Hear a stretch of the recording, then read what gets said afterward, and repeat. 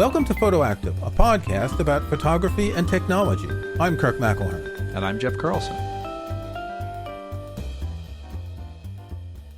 My snapshot this week is air conditioning. Air conditioning. What a wonderful idea. I wish I had air conditioning. One of the few times in the year that I wish I had air conditioning. Yeah, I bring this up for those who aren't aware because the temperature in Jeff's Seattle exceeded 100 degrees. Yes. Yeah. Even in our neighborhood, which tends to be a little bit cooler, but it was my neighbor's weather station hit 100 degrees yesterday, and I know other people in the city who had temperatures of 104, 110. It was very, very hot. Yeah, I have friends in Portland, and for them it was 114 yesterday, which it just beggars belief, actually. In that part of the country where it rains all the time, it's generally cold and rainy. Yeah. It's amazing. Portland is nestled in such a way that when they have extreme heat, they really get hit harder right there. You would think, oh, it's all sort of on the coast-ish. And that's not the case. So anyway, I've melted. Hopefully you have a good topic idea today. We had a visit over the weekend. Now, I've been reflecting on how normalcy is slowly creeping back into my life. My partner's daughter and her family came to visit from Friday to Sunday. This is the first time since the lockdown that we've had anyone in our house. We've had some visits of people who stayed in our landlord's holiday cottages and came in our garden. We have a gazebo that we bought last summer to be able to sit outside in the sun and the rain. But this is the first time we've had anyone home. And we were hanging out and doing things on, I think it was Saturday. And the daughter and her husband, they have two kids. Summer is almost 6 years old and Fleur is about 18 months old. And we were all outside in the garden. And Summer was sitting on this little chair and she leaned back and she fell over. And I saw her there with her feet sticking out over the chair. I said, Summer, don't move. Don't move. I want to get my camera. So I ran in and I got my camera. I said, just stay exactly like that. We'll put the photo in the show notes. This was not staged. This is exactly how she fell. And I took a bunch of photos, trying to get the angle right and the position right, because I only wanted to see the feet. My partner said to me, oh, I thought you were going to shoot from above when you went to get the camera. Because no, what was interesting was just the feet sticking out over the chair. So from that point on, I kept my camera with me and I figured I'm going to take some photos. And I've never really taken a lot of photos of young children. I have a son who's 30. So when he was young, I had a little point and shoot film camera. Took a few photos, but not a lot. Of these two grandchildren, the youngest one, well, this is the first time we've seen her that she's been old enough to walk, what with the lockdown. And even when the older one was here, I've only ever taken a few photos. But I got into the whole thing and took a bunch of photos. And afterwards, I reflected about taking photos of children, and there are a bunch of things that you need to do, many of which I didn't do because I hadn't really thought about it. I was just taking photos. Yeah. And since Jeff has taken 73,000 photos of his daughter and is very skilled at this, I figured this would be a good topic, taking photos of children. Yeah. Well, this is one of those things where I would guess a lot of people listening have had this experience, which is either they are parents who want to get pictures of their kids, or I would say or they have a decent camera. And if you have a decent camera, you end up being the person who is taking a whole lot of the pictures. I mean, maybe that's intentional, maybe it's not intentional. In my experience, I've taken a lot of pictures of my daughter and her friends, and it's just because I'm the quote-unquote photographer. And Jeff's got a good camera. He can take pictures. Jeff's got a good camera. You must make really good pictures. And so it's definitely something that I think comes up for a lot of people, even if that is just using your iPhone too. But the idea is when you're taking pictures of kids, it's not like there's going to be this flower that's rooted that's not going to move, or this sunset or landscape that's not going to move. And so there are all sorts of different challenges that I think people will run into. And what's nice is there are a few things that you can do to make this a lot easier that you might not think of. Well, first of all, if you're doing it with an iPhone, it's really easy. Yeah. Because a number of the points we're going to discuss are not things you have to worry about with the iPhone. If you're doing it with like I like to say, a real camera, not to denigrate the iPhone, then it's a whole different story. And that's what we're going to focus on today. Okay, so I've got a list of about a half a dozen points, and I'm going to go through them, and you're going to tell me about your experience. And so I'm going to start with focal length. I had the Fujifilm 35mm f1.4 lens on my XE4. This is a beautiful lens, and in fact, I want to put a link in the show notes to the video that Chris Nichols and Jordan Drake did last week, where Chris impaled his foot on a piece of rebar sticking out of the ground on a trail. Ouch. But they were talking about the two different types of primes available for Fujifilm. They were looking at 18, 23, and 35 millimeters, and the less expensive and more expensive ones.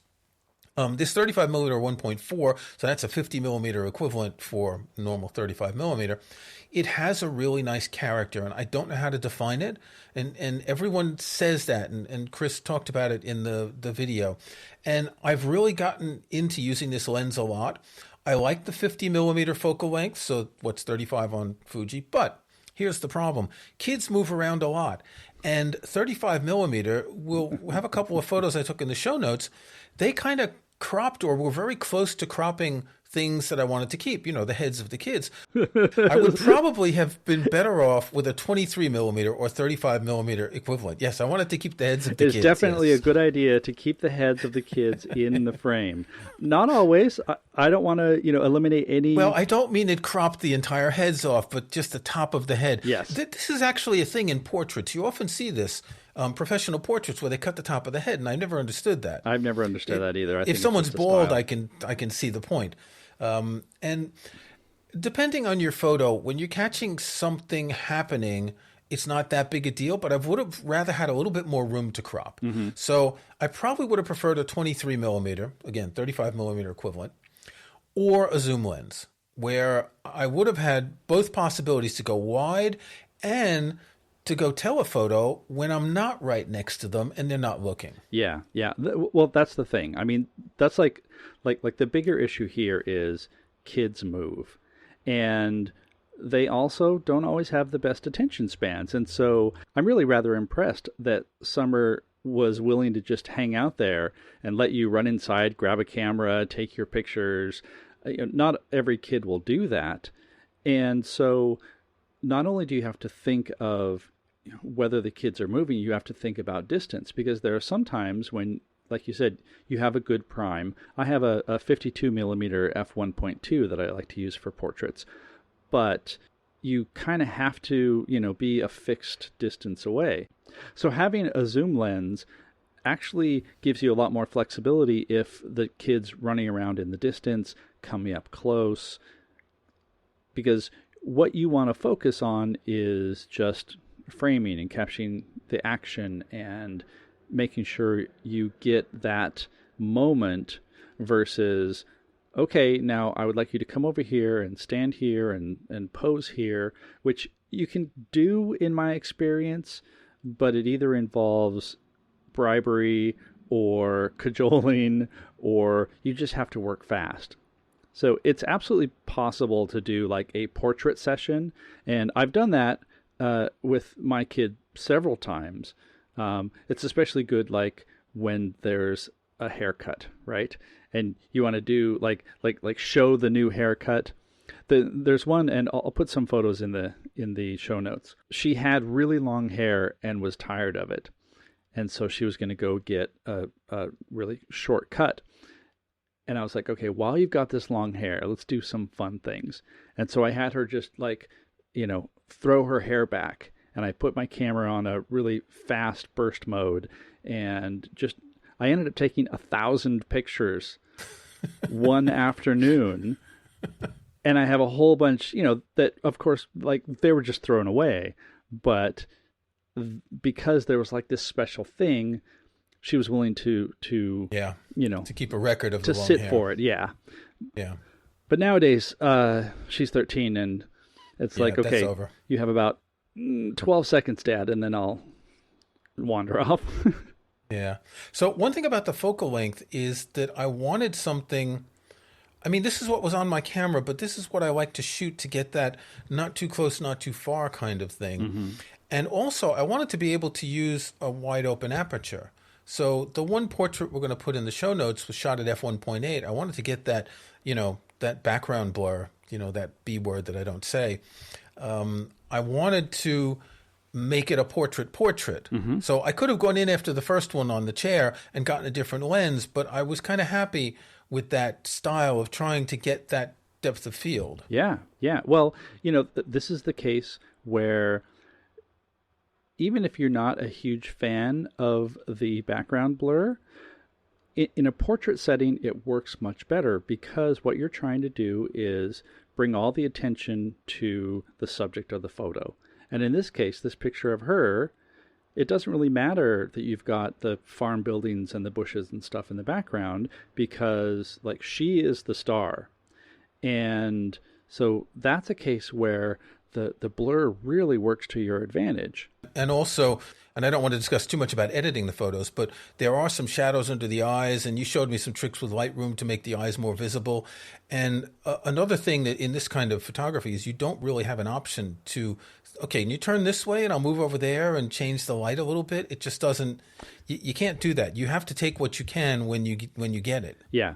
So sometimes, like I said, you could, ask them to move a certain way, but you kind of have to think of that as you have a limited number of times that you can get away with that. Yeah. And especially, the situation that you were in was not, hey, come over to my house and we'll do a portrait session.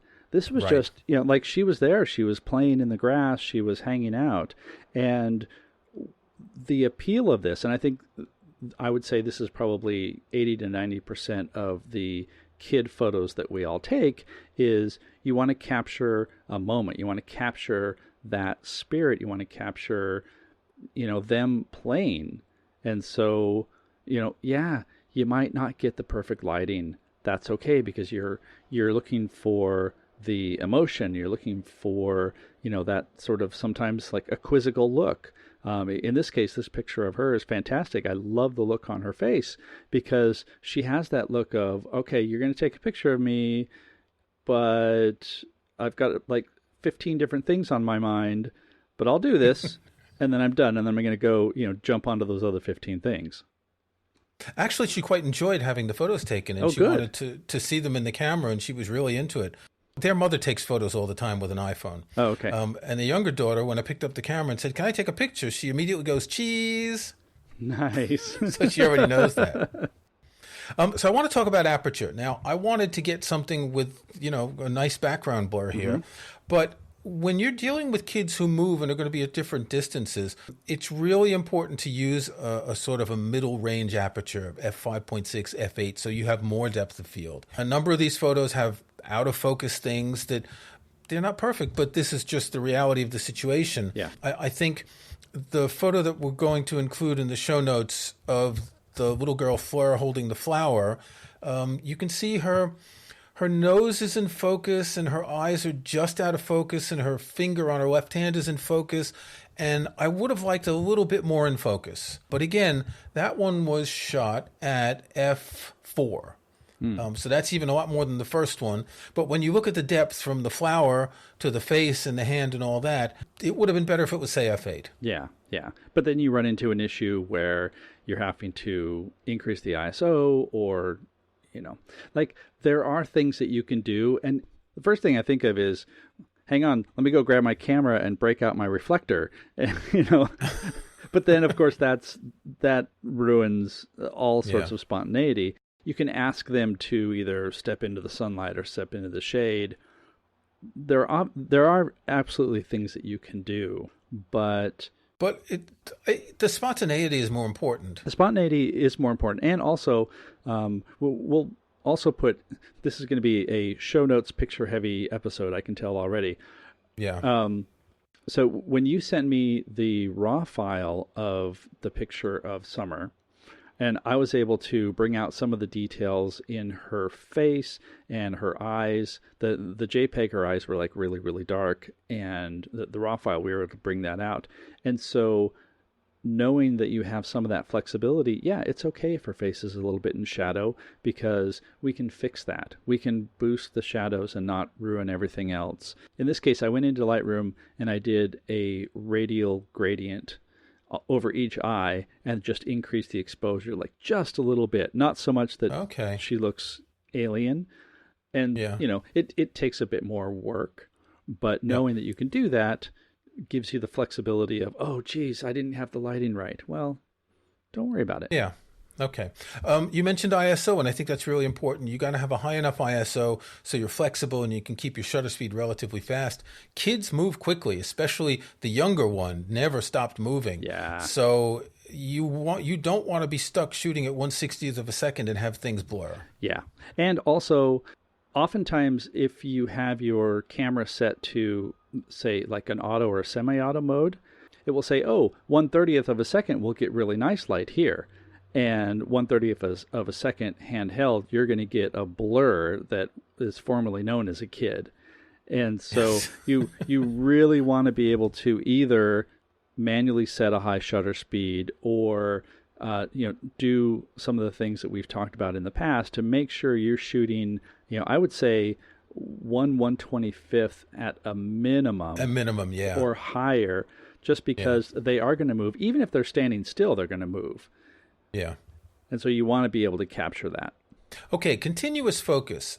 This is really important because, again, they do move. They move from the focal plane forward and backwards, not only sideways. So the only way you're going to get something in focus, if you've got a high enough aperture, that's going to help with the depth of field. But continuous focus is really essential in this type of thing. Yeah, this is where having a modern camera that can pick out eyes and faces, especially for focus. I was going to get to that one next, face and eye detection. So let's talk about both of them at the same time. Yeah, I did not have face and eye detection on, and I should have. Oh, yeah. I found it really, really helps. Sometimes it misfires, but again, these modern cameras, one of the reasons that I got my X-T3 a couple of years ago was because it had improved eye and face detection. And I know the Sony cameras are really, really good at this. So if you are going to shoot kids photograph kids especially, then it's almost an essential feature because they're going to move even in micro adjustments, and the camera's processor can keep up with that usually.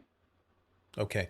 Burst mode. Yes. Really useful with kids because the portrait of summer, I shot about a half a dozen photos. I wasn't in burst mode, and most of them weren't good, and I got lucky with one of them.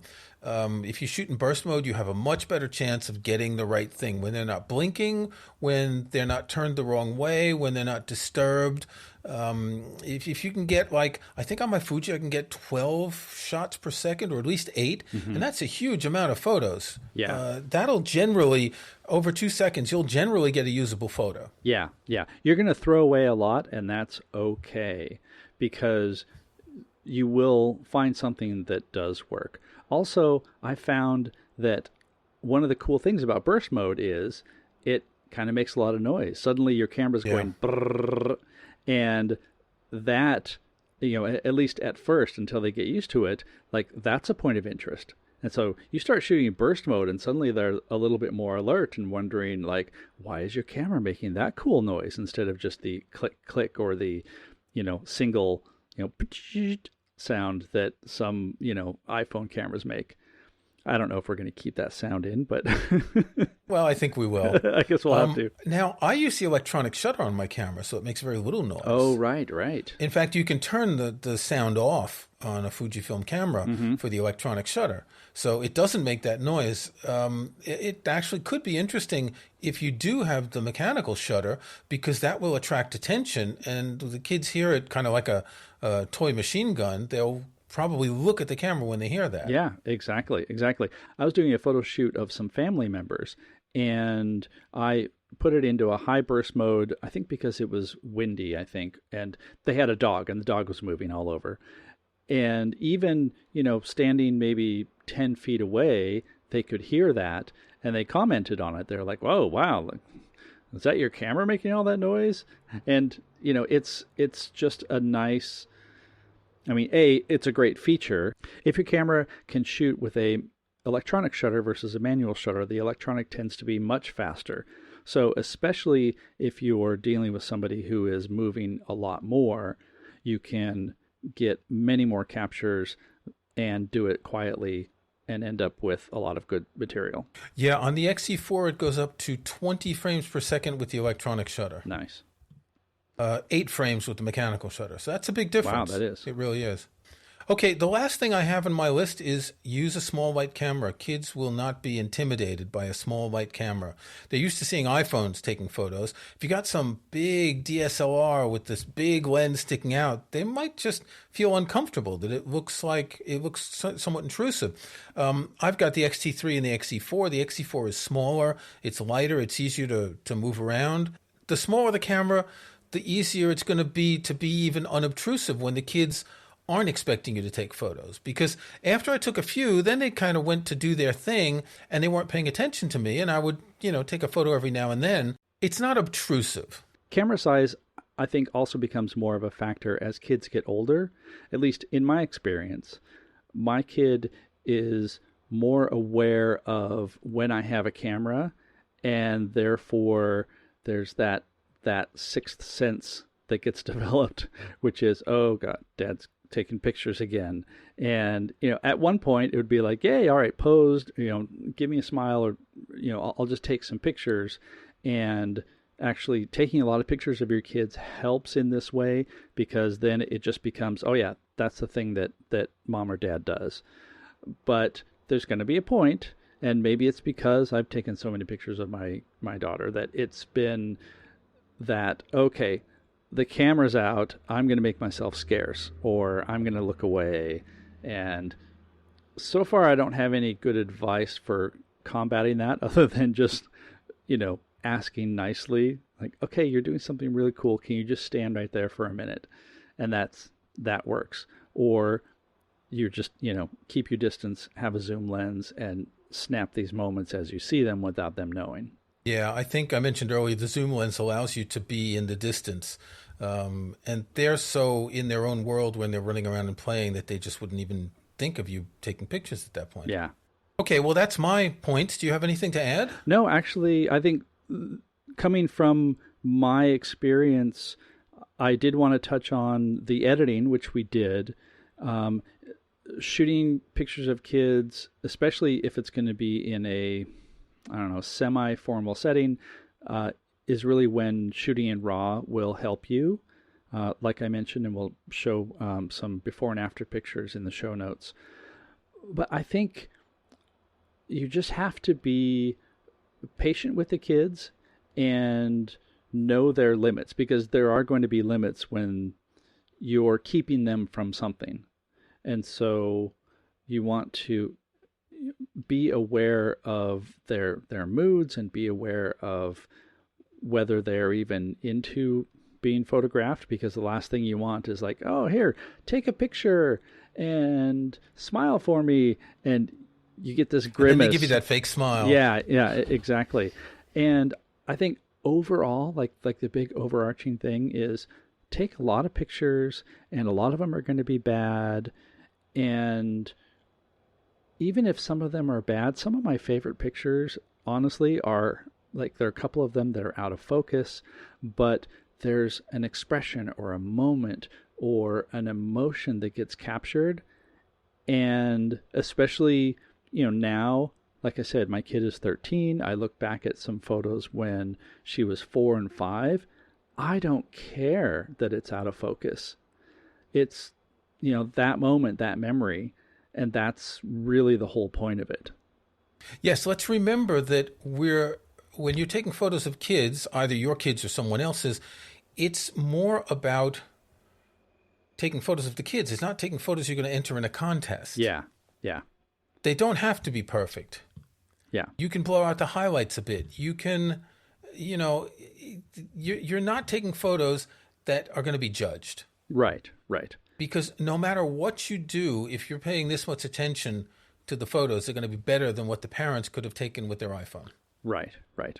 And I will also say that, we didn't really touch on doing this professionally or semi-professionally or studio work. That's kind of a whole other ball of wax. One of our previous guests, Sandra Cohen, she does lots of child photography and newborn photography, and she is a great resource for being able to, work with kids. We'll, again, put a link in the show notes. And so a lot of the stuff that we've talked about still applies, but in a sort of more studio setting, there's a little bit more of an expectation that, okay, you're all dressed up nice, we're going to do like an actual picture, or maybe, like a family photo. And there are things you can bring up doing that, but it still boils down to, you don't want to tax too much of their time. You don't want to overtire them. You don't want to extend their patience. And if you kind of stay in those parameters and you know what you're doing and you're getting your shots, you're going to be good and you're going to have good photos. Okay, time for our snapshots. And I was really only kidding about air conditioning. What have you got? I do not have air conditioning, but I would like some air conditioning. Please bring me all the air conditioning.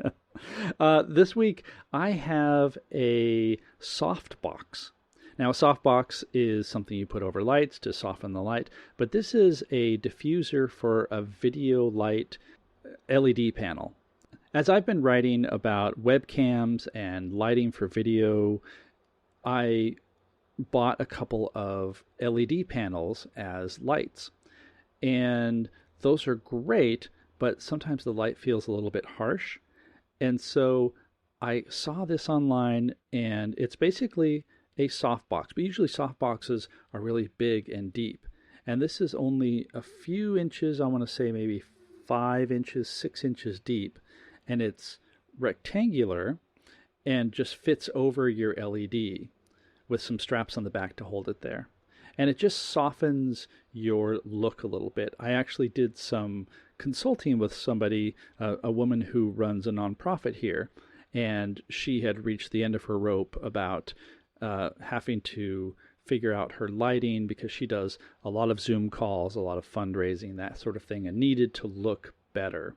And this was one of the things that we got for her because it just gave her a more professional look. So this one, there are a lot of different variations of this. This is by Alloy Seed, and I think it's one of those Chinese things where you're going to see the same thing with a different name stamped on it. But softbox diffuser for video light, collapsible LED light panel softbox diffuser. It was $17. It collapses into a little circle if you wanted to take it anywhere. But in this case, she just has it set up on her lights and turns them on when she does a call and turns them off when she's done. Kirk, what do you have this week? I've always wondered about how people accessorize cameras. There's a few things that people buy for their cameras, and they include thumb grips and hand grips and soft release buttons, and I've never really understood any of those things. But I recently bought the official metal hand grip for the Fuji X-E4. And the reason I did this is that the body of the X-E4 is pretty much flat. Now, if I think back to the X100F I had, there was a little bit of a curve on the right side, so you could hold on to it. And I find that with this camera being so small and light, I'm using it with a wrist strap instead of a normal strap that I put over my shoulders. And it just seemed that it would be worth trying, and it's actually a good idea for this camera.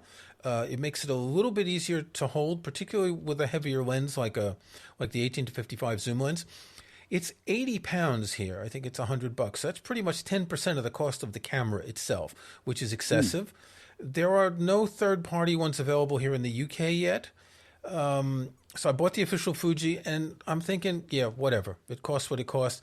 It is an improvement. It adds weight to the camera because it makes the camera deeper at the bottom.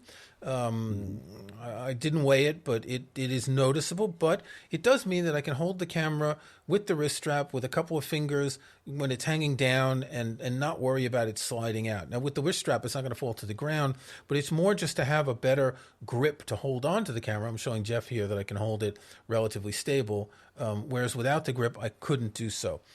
And of course, this raises the question. I've never bought a thumb grip or a soft release shutter button or whatever. Is there any point to those things? I don't know. Every once in a while I'm tempted because my shutter button has a threaded hole, and you can buy little red buttons that you put in there to, I don't know, give you a little more purchase on the shutter button.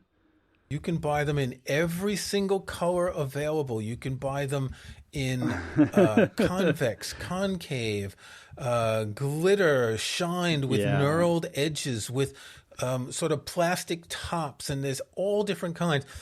I never have any trouble pushing the shutter button, but yeah, same here. I understand it does give you more space, and I might try one for £5 just to see what it's like.